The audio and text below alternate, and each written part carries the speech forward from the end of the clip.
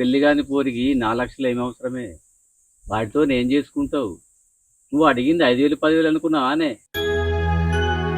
ఏం చేసుకుంటావు చెప్పు? అసలు నీకు నన్ను పెళ్లి చేసుకోవాలని ఉందా లేదా? ఇదెక్కడి తిరకాసే నాకు? నిన్ను పెళ్లి చేసుకోవడానికే కాదే నిన్ను లవ్ చేసింది. నాకు చాలా అర్జెంట్ ఉంది, కావాలి. సరే లేదే, నాకు నీకన్నా 4 లక్షలు ఎక్కువ చెప్పు, ఎట్లా చేసి అడ్జస్ట్ చేసి ఇస్తుంది. ముద్దు గుమ్మకు 4 లక్షలు ఇస్తాను మాట ఇచ్చిండే.